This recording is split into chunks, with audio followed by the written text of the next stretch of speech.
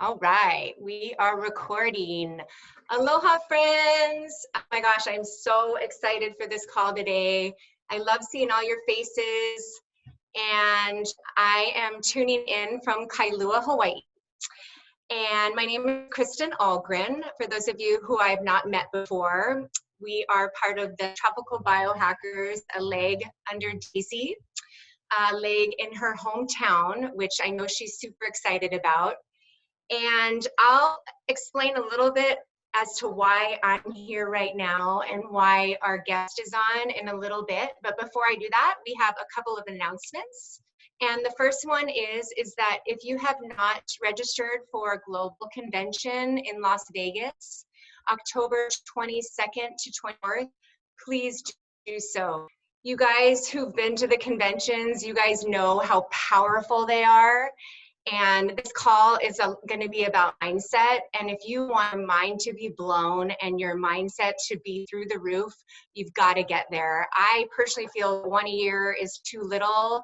I think we should be doing 2 or more a year. I don't know, that's a personal thing for me, but I'm super excited for that. So register in your back office.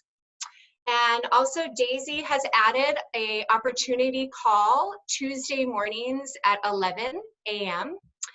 And she also still has her Fridays at 8:30. So that's a chance that you can invite people, send a quick little invite, get people in front of the information. You guys know now so many people are looking for something. I mean, it's a fact that when the economy goes down, ownership goes up, right? Because our antennas go up. So just like Laura Bishop shared on the WhatsApp this morning, I mean, people are looking for something. So please get people to calls and any other calls that are out there. And thirdly, I want to re-announce the Saturday Success Mastery trainings, which are at 6 a.m. Hawaii, 9 a.m. Pacific. And can we just all do an applause, stand-up dance for our very own Julie Mai, who I love, yes, who was so incredible this last weekend. Julie, I mean, what you bring is so heartfelt and it's so inspirational. And what I loved so much about what you said was believe bigger sooner, right? And I also love that you let the no's and the skepticism fuel your fire, because that's also something that I have done. And I feel like that's very powerful. And so that is at 6 a.m.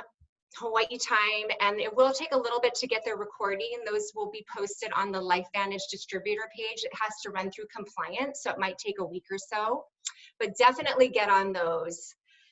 So that's it for announcements. And before I switch gears and introduce Brett Ranoa, who is a personal friend of mine and Katie and Sarah's, I just want to talk a little bit about mindset and why it's so important. So do you guys think that having this perfect skill set is what's going to help you succeed in this business? Or do you think that it's the mindset that you have? So I personally think that it's mindset, right? Because in the beginning, you get the no's, you get the skepticism, and if you have that mindset, that correct mindset, you can achieve anything, and I truly believe that. So anyway, a little bit about Brett and his professional history is that he is a top executive for Hawaiian Airlines, and he has had sales experience for over 20 years. He actually had quite a lot of success before the age of 26 because of his mindset and his why, and he may share a little bit about that. And he also has a side consulting business where he helps businesses and develop leaders. And he's also worked with some network marketing companies as well. So, and which leads me to explain why we got here right here today with him, that he's not with LifeVantage, but that he's here. So I think it's a really cool story. Myself, Katie, have known Brett for 13 years. He was a best friend to my son. They've kind of gone their separate ways a few years ago. He's in our very tight-knit community of friends. And the reason why I am so excited about this call is because there was some skepticism when we first started this business. And to have someone in our network of friends that's so close to be here to train us is extremely validating. And we've also had some best friends join our business recently. So after the 3 years, it's you guys, it's planting the seeds are growing, and that's why I'm so thrilled. So just to backpedal a little bit about Brett, we were at a party, before this whole thing went down, and somehow network marketing came up in a group of friends. And what he said to me was very powerful, or what he said to the group. And he said that in order to be successful in network marketing, you have to believe that it's a disservice to not share your products or what you have your hands on. And I said, yeah, I totally believe that. And so what happened was a light bulb moment went off for me, and I realized I had not shared this with Brett before. I could say that he was on my chicken list and he was successful. And so I didn't actually share this with him. And so I texted him this morning and I said, Brett, I truly believe it's a disservice not to share. And can we meet this week? And he said, yeah, I love this stuff. Let's meet. I don't think he realized that I was going to do an opportunity presentation with him. Brett, you can let me know if that's true. But I did the full gamut. I got Rye Fry on the phone as a third-party validator, and I just went for it. And I think he appreciated it. It's not his time right now, but this has led to a conversation and communication more about deeper things in our lives. And just to fast forward a couple weeks beyond that, he asked Katie, Sarah, and I if we could get on a call and he could pick our brain about network marketing, perhaps give us some advice. What turned out to be a call of an hour about that ended up having some tears shed and talking about our whys, and it was extremely powerful. And I told Daisy, my gosh, this guy has got some serious nuggets. And she said, let's get him on a training. And I said, absolutely. And I decided I wanted to open it up to all of you guys because he's so powerful, and I'm so excited to hear Brett. So with all of that, I'm finally going to pass it over to you and let you take it away. Yeah. Okay, you built me up way too much, but aloha everybody. Thanks for having me. So we've had just a couple conversations. So my background, again, I haven't done MLM, but I have been in sales for quite a long time, and it's a skill set that I've taken everywhere, and it's actually gotten me in my new career, which has been another 8 or so years in executive level of building world-class teams. So when I was talking to Kristen and the gals, it came across of some conversations of where they're at, what are some of the obstacles and those types of things. And we talked for quite a bit, and I'm a studier of people because what that does is that allows me to get more information into my funnel and start measuring that information, seeing how I can use it, seeing how I can change it to use it. So what I thought I would do today is give you a framework that I've used with new leadership teams and sales teams as well. Because really, after I start looking into it more and more, and Kristen's been sharing a bunch of information with me, your business is really built on not only selling, but actually leading teams and developing teams, which is great. So I'll start out with a thought. So what I like to tell, and I don't know everybody's comfort level with where you're at in your business and whatnot. So you can nod or you can shake your head or do whatever. But from a mindset perspective, there's usually two things when selling, and I'm going to go through the word selling because language is really, really super important when you're thinking about your mindset. How you talk to yourself is super important. But there's two thought processes. The first is when I see a new team, or if I've got a new rep on or a new team member that I'm trying to get from a manager into a leadership role, and there's a big difference there, is I ask, what are the obstacles? And then do you feel like you're behind? So as I start looking at MLM as a whole, and I see, there is some attrition in MLM, and I think a lot of it has to do with, and as I hear Kristen and Sarah and Katie talk, it's about their goals, and you have these different levels. So when you think about it, I don't think people give, one of the pieces of language that needs to change is where you are in the process of owning your own business, because that's what you guys do. You need to give yourself a break here. So a lot of people say, oh, I'm behind. And what happens there is in your mindset, you start to go down a rabbit hole, right? I'm not where I thought I would be, or I'm not at a pro, whatever level. Uh, uh, but you need to give yourself a break. You need to tell yourself it's okay, because on your personal journey of owning a business, you're going to be at different levels. And I'm not sure if that works with LiveVantage, because I watched some of the videos, and I know that to really get it off, you gotta make a jump start, and you gotta sprint, which is great. But as you own your own business and as you sell, you got to remember this is a marathon, and the things that you need to celebrate are the progress that you already have. Every piece of progress, because you're on your own. You own your own business, and then you have upstream, and then you have your downstream. So you're trying to lead people, but you also have your own FUD, which is fear, uncertainty, and doubt, each and every day of what you're doing. You can't help it, everybody does. So the mindset change or shift in language there is that you're not behind, that nobody's behind. It's just your piece of in your sales journey, if you will, or your business ownership journey, about the progress that you've already made. Now, some people on here probably haven't sold as much as they want to, or haven't brought on as many people as they want to, but you need to give yourself 10 seconds and be like, that's okay, because what I want to do is I want to make progress. Every step forward is one forward, right? So what I see a lot of building new teams, and as you go and build your teams, your downstream, your teams below you, and as you lead people, and as people come in and out of the business, one of the main reasons, or one of the reasons could be, is that they have that sense of not celebrating the progress that they made. It could be that you just joined these and you haven't sold a thing yet. That's still progress. That's still you having conversations in your head, looking at your mindset, going, okay, I want to meet. There's 4 pages of people on this thing, so I don't know how many rows that is, but that's a lot of people, and I'm sure there's a lot of sharing and a lot of inspiration.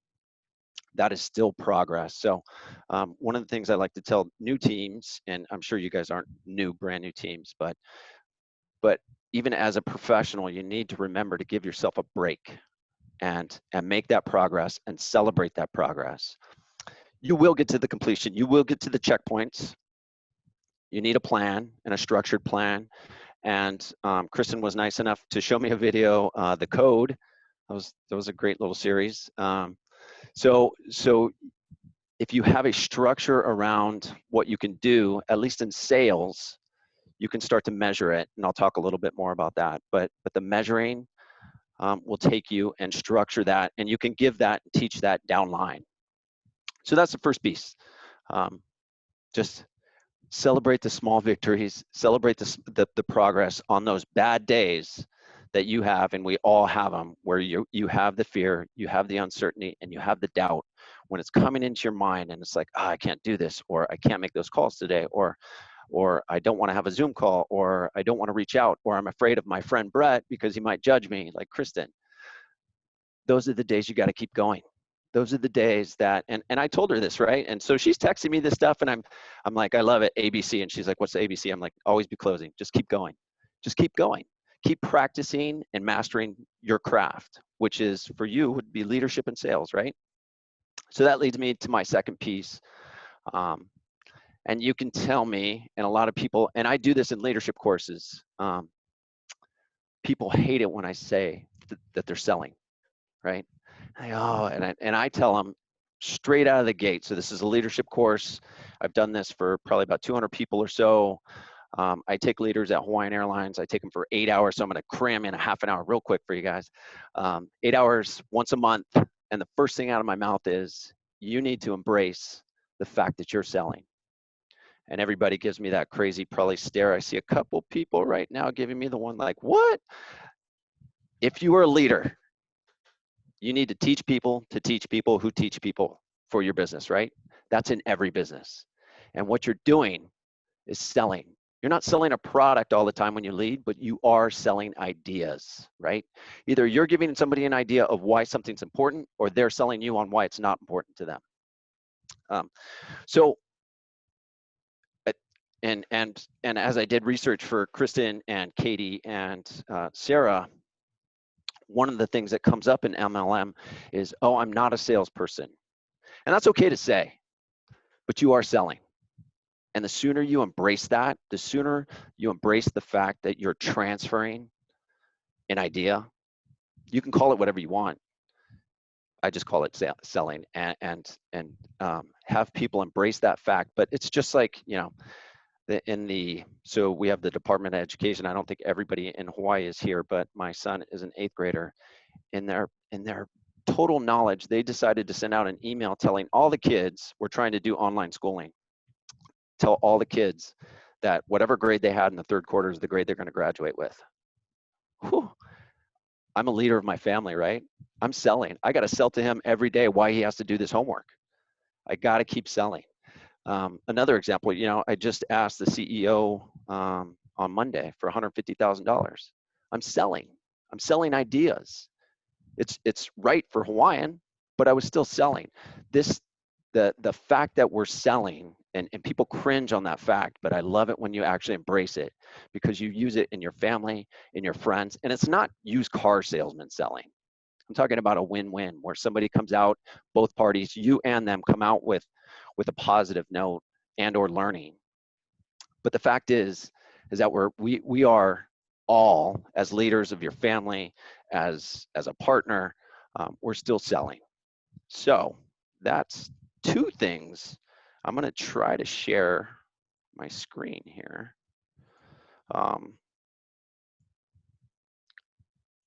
And go through a quick, can you guys see that? Oh, let's move. Can you see that, Kristen? Yep, okay, I'll keep going. So here's a framework. So the other piece, and I'll give you another story after we're done, but walking through this, a framework for leaders, a framework for small businesses, and Kristen kind of kicked it off, and you guys talk a lot about mindset because, and I think it was when I watched the videos, oops, there was a couple people in there, I forgot, Michelle and somebody said it was 10% skill and 90% mindset. And I truly believe that. I truly believe that there's a lot that we can do with our mindset, and checking in on that mindset every day. And we'll all go through different spectrums of that. And I don't know why this is doing that. But so the first portion is you have to have a plan, right? And so some kind of structure. So the structure that I've used through the years really comes to know yourself. And this is really about mindset. What I'm talking about here is you really, really got to know yourself. One of the things, and we did it for only an hour, but this would be a whole day type of thing, is that where are you? Where are you today? Where are you in your business? Where are you with your emotions around your business and what you're doing? That will allow you to get to a roadmap of where am I going? So a lot of times people talk about, I'm sorry, people talk about goals, and in here I say your goals are dead. So I'm not a big fan of goals. What I am a big fan of is intentions. Like I started out with, language is really, really important, how you use it, what you tell yourself. If I say my goal is to make Pro 7 or Pro 6, instead of, and I replace that with I intend to do something.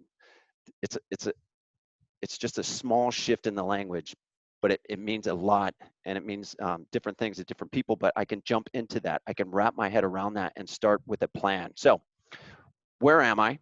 Where am I going? So that gives me a roadmap. Now, these aren't like, you don't have to go through the SMART goals and do all that. I'm not against SMART goals, but what usually when we work with somebody, they start to get, people don't spend enough time. I have all the stats, all the Harvard Business Reviews, everything you could think of writing down, how important writing down your goals is, and telling people about your goals and sharing those, blah, blah, blah. And there's a lot of studies and science around that, and it is all important. SMART goals tend to turn people off. So if that's you, I don't know how to turn this. If that is you, I would just simply write down 4 or 5 6 things that you intend to do, that you're going to commit to do. So you can start with, where are you really emotionally? So you start out with, where am I in my business? And that would be, if I were to do this, I would say, I have some FUD, I have some fear, uncertainty, doubt. I'm afraid, like Kristen said, my friends would judge me. I'm afraid that I would run out of people to prospect. I'm afraid, or I have some uncertainty if I were to, what monetary stuff would go, or if I could bring value to people, and I have some doubt that I know enough about the business to really be successful at this time. Then I could go, where am I going? What do I want? What is my 12? If I jump out 12 months and I look back, I go, this is what I want. For me, it would be a brand new engine in my Bronco and some other things. I want a new lawn. It's not huge, but those are what I want, right? And that could tell me where I'm going, and I start to get a roadmap going for that. Then I commit. Then I give my intentions. I don't give goals. I intend. I start committing to those things, and I start breaking them down. I start eating the elephant. I start chunking it into what I can do, what are manageable, what I can do on a daily basis. Start feeding my funnel. How many interactions do I need to have? Of those interactions, what would the percentage need to be to convert? If I convert that, what does that equal to? And then I can start planning from there. Then what I do is I go through a whole process, and I do this every quarter for me, just personally. I ask why, but I go, and I think in the videos she did 5 deep, and it's a good study. So if I take an intention and I say that, I wanted something. I wanted to change something. I wanted to change something. I would keep asking myself, why, until I got down to a really, really deep why. Why this is important is, when you have those really hard days, when you don't want to make the calls, when you don't want to send the email, when you don't want to, or you're afraid to jump up in front of people and tell them about LifeVantage, you got to look at that why, and that will drive you through those very hard points.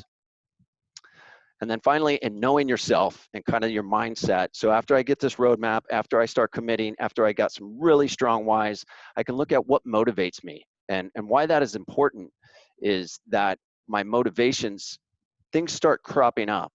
There'll be motivations like, I can just from knowing Kristen and Katie and Sarah, their motivations are developing people and having really strong connections with people, right? So that motivates them. So I'm not one to say that always work on your strengths and only work on your weaknesses. There's a very good point in working on your strengths and making them better. But as you know your motivations, that'll tell you where you're going to spend a lot of your time. The stuff at the top of your motivation is going to take you to where you want to go. The stuff that doesn't motivate you, like maybe sending out some emails, or maybe going and having a conversation with somebody that you were afraid or that you had some fear around, if those don't motivate you, that'll fall to the end. As long as you know those, then you can attack those. And then the final piece to that is spend some time of thinking of your core values. And your core values will drive you. Your core values, like for example, one of my core value, and I talk fast and I'm excited and I'm into this stuff, is my core value is 200% at all times. I was built for speed. That is a core value of mine. Those are the people I want to be around. And those are the teams I want to build. Now, not everybody on my team is going to be like that, but I need to know that, and I hire. So as you draw people into your downstream team, you should be using, it's just like hiring at work. I don't really care about college degrees. I told Sarah and them and Kristen this story. When I hire somebody brand new, I do a couple things. One, I make them present. So they have to present in a PowerPoint format for their resume. Two, I ask them, all my questions are about core values. The honesty, the integrity, all of those big ones, and some of those are in there. But I also take them for a cup of coffee. And that's because I want to see how they walk. I want to see how they present themselves. I want to see how they hold themselves. I want to see what kind of questions they ask me on a simple walk outside of the office in an interview process, right? Those are core values. That gets me to really know myself. So from there, I can take everything on and I can chunk things on. So now I have if I know myself, I know where I'm at, really. all the good and the bad and the ugly. I know where I'm going. I know what I've committed to. I got some really strong whys, and I know my motivations and my core values around where I want to kind of guide this whole thing. The second piece is you gotta know the tactics. So that 10% they were talking about skills, there's absolute value in knowing the skills, and there is an art to selling. Some of you still haven't agreed to embrace the fact that you're selling, but once you do, there's a skill set. I'm sorry, I just can't get this thing to stay. There's a skill set to selling, and there's an art form to it. A lot of what I talk about to the teams is that you need to continue, and you guys are doing it now, your self-learning journey. Continue to look at new books. I forgot the guy's name, but she sent me a video of this guy who was super motivating last week. Sean. Anyway, the only part I cringed at, he's like, I don't read the books, and I'm like, I read all those books. And I'll tell you why I spent a lot of time on my mindset and self-learning. Because if I can take a book and somebody spent 20 years on that, and I get 4 or 5 things out of that, just like this, if you get 2 things out of this, that would be great. But if I can get 4 or 5, 2, 3, whatever, of learning to make my timing shorter to get to my intentions, then it's a win for me. So that is why I do spend a lot of time in the self-learning arena and keeping that going. And then finally, there are strategies. So the art of selling or art of leading or art of creating a team is the skills. Continue your self-learning journey. Go outside, get other books, learn from people that have already done it so you can compress your time to make yourself better. It also, because not everybody does this, it also differentiates you. So you're looking for differentiators as well. Yeah, not that it's compacted your MLM, but you want to show value. Your value is something different. Your value is building that team and then showing them or giving them value each and every week in your smaller team meetings. And that goes along with strategies. The second or the third piece to that is you have to commit and plan to take action. With everything that you learn, the fastest way to do it is immediately take action. Just take action, try it. If you're waiting for the confidence to do something, it'll pass you by. Now, as there's a good saying, I would take courage over confidence anytime, especially when I'm trying to pitch something, when I'm trying to do something for the first time. I have to know that it's not going to be perfect, and I have to give myself that opportunity to say, hey, I'm still learning this skill or this skill set or whatever it is. But at the same point, I got to take immediate action because I have to try. Because if I'm waiting for the confidence to get really good at presenting, guess what? I'm never going to get it. If I'm waiting for the confidence to get really good at a 30-second elevator pitch to talk about LifeVantage, I'm never going to get good at it. I got to try it. I got to totally blow the first 3 times. I got to think about that. Then I got to make changes to it. Then I got to try it again. And after I'm done with that, I got to try it again. So that has to match your intentions, but you need to take immediate action. The final piece under there is FUD, and I talk a lot about fear and uncertainty and doubt, and that's in every person, everywhere, every industry, every country, everywhere. So you're not alone in having some fear or uncertainty or doubt in your business. It happens to everyone. It's how we react to that and how we make a plan around that and how we put ourselves in a performance state to take action and plan around that makes the difference. And finally, you have to share what you've learned. You have to. The second you start learning something, so if you're reading a book or getting on one of these calls or listening to somebody speak, doing anything, every opportunity is a learning opportunity, but you have to take the intent to teach it. Because once you start teaching it, once you turn around and start teaching it to your team, it does a couple things. 1, it brings some value to them. 2, you have some feedback and a two-way communication with them, and they can tell you how to build on it and how to make it better and how to continuously improve it. But also it starts to ingrain in you and it gives you those repetitions and you're learning it as well. So that's the intent to teach. That's what sharing what you've learned really is. And again, I talk about that. We talk about it a lot when we're working one-on-one with businesses or people or groups of people. It's all learning opportunities. So I'll take a breath now. And then I'm really sorry about this slide, wanting to just skip to the next slide. I don't know how to make this all bigger. I think, honey, if you you can double tap the space bar, it'll pause it. I was, You know, because it's on play. yeah. I'm just gonna leave it, and then I'm gonna freestyle. How do I get back to our normal stop sharing? Good. All right. So that was it. Oh, is my time up? That was a You framework. can keep going, Brett. sorry, I get so into it. I'm Awesome. like, woo.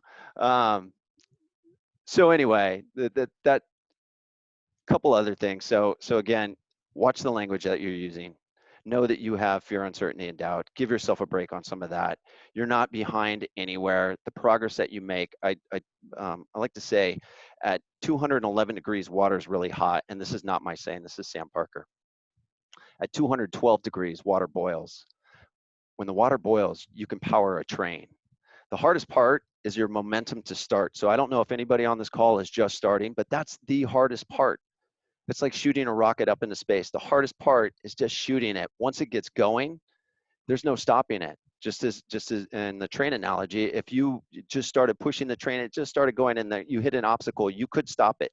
Once it starts rolling and you hit that 212 degrees, that's the difference. 211 degrees, if you give one extra degree to get to 212, you can push the train, you can push a locomotive.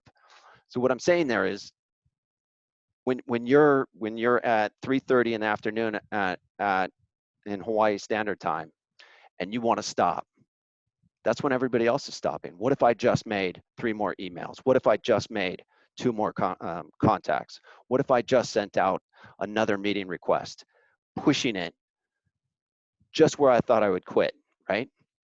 Oh, I was done for the day, and maybe you're on the mainland and it's late. You know, one of the differentiators is, right, you can work when people are sleeping. That's a great time to work. And then thinking outside the box on that. You know, there's a lot of this, and I'm not really an inspirational guy. I know that I'm not super inspirational, but I'm really geeky on leadership. And it comes out, hopefully you're getting that, because I've studied it, and I pay a lot of attention to it, and I pay a lot of attention to the people that I interact with. I pay a lot of attention to having every opportunity a learning opportunity. I take, you know, if Kristen sends me something, of course I'll watch it. Most people wouldn't, right? Of course I'll watch it, and I'll take 2 things away. I'll think about it, digest it, change it, put it in my bag, boom, new skill set. So the other piece is, you know, just to go deeper on some of the mindset stuff. I know you're all here and you all answered yes to some kind of call, right? You wanted to change the health, you wanted to change your financial state, you wanted to impact other people's lives or your life. And I would challenge you to really spend that same energy and why you said yes, to really, really dig into your knowing yourself, knowing where you're at, being really honest with yourself, know where you're going so you can get a roadmap, get some very, very strong intentions or commitments to yourself, get a super strong whys. And you know, for me, when I start out, like in the beginning of the quarter, I'll post-it note. My wife hates post-it notes because they're everywhere. They're behind me. They're all over the house. The dogs have them on their paws. They're in my car. But I tell myself the why every day, because I got to look at it and go, okay, you know, because we're all going to have bad days. We're all going to be beat up a little bit. We're all going to get something that happens to us that derails us. And it's those bad days where I go back to that why, and that you could go back to that why. Because if you have a really strong why, you just won't, there's just no option for you to do anything else. There is no safety net for you. And so, you know, we talked a little bit about having the confidence, courage over confidence. It's really important, because what happens is, as we're learning or we're starting a new business, you get caught up in the details of it, right? Oh, I need to do this. I need to get, I always get brand new businesses like, I need to focus on the marketing. I need to focus on my website. No, you need to focus on getting sales. That's what makes the world turn. End of story. You could have the best marketing organization ever. If they can't sell anything, They're not making revenue. If they don't make revenue, they're not going to live. That's just the end of the story. So as what happens a lot of times is people get caught up in the manini, small details, and they start doing things that makes them feel safe instead of getting outside and really embracing that fear, uncertainty, and doubt and going for it. That is the difference between that 211 degrees and the 212 to push you through to get that train started. We talked a little bit about making sure, the mindset for you is when you're doing goals and getting your why. I would say if there's 1, 2, 3, 4, 1, 2, 20, 60 people, 40, 45 people on this call, right out of the gate. 81. 81? Oh, wow. Okay, I didn't see that. Well, there's a lot of people. 50% of you didn't write down your goals. Just 50% of you haven't written down what you really intend to do. There's correlation. It's proven. It's not mine. It's science that once you write it down, it means more to you. Once you put pen to paper, once you see it, you're starting to commit to yourself. So that's that one other degree. And remember, any progress, so celebrate the small progress, because what that gives you is it gives you momentum. Just like if somebody in here out of the 81 people just made your first sale or just grabbed a new team member, that feeling that you get right there, that excitement, that's momentum. Celebrate that with somebody on your team and replicate it as soon as possible, because you have a lot of energy and you have a lot of things going for you. Think about what you did, what got you to that point to get that person over the hump, either trying the product or getting on the team. Start measuring the conversations that you're having. When I talked about a funnel, and I'm sure they talk about a funnel on MLM, I would go 50 calls per day. If I did 50 calls per day, I would get a hold of, say, 20 people. If I got a hold of 20 people, then I could get half would be my best day. 10 people. If I got 10 people to say to schedule a meeting with me, I would close about 1/3, and then I wanted to get to a half. But it's that measurement, and that measurement got my framework, and then I could wrap my head around what worked immediately, what conversation worked, what piece of my elevator pitch, and your elevator pitch, your 30-second elevator pitch should be rock solid. You should be trying that in front of the mirror. You should be trying that with the dog. You should be trying that with your husband. Everybody should hear that pitch that is in your household, because you're going to change it. And you'll figure out after you start measuring this stuff that what works and what doesn't work. And then, so, we talked a little bit about core values. The other thing in not new sales team, I keep saying new sales team when I was developing a new sales team, would be, I'd always ask people to, they hate the word selling. You may hate it, but you have a unique type of personality and gift. Use that. Don't lose that. That would be under your core values. How you close somebody, how you easily transition from a hook story to close. That close piece should be a no-brainer. You and your prospect should feel natural into transitioning into that, right? Work towards that. So, you hook them, you give them your story. Everybody here has a great story on what the product's doing. Kristen got me on some of it, and that's why I'm so amped right now. I'm naturally like this. But and then you can transition, so you don't feel like you're selling. You transition into a close, and it's a natural state that both you and your prospect already know, and it's going to flow into that. So it's an easier state than telling yourself, because you're going to have FUD, you're going to have fear, that fear of, oh, I got to get Brett, I got to tell him, I got to close this, I got to, rather.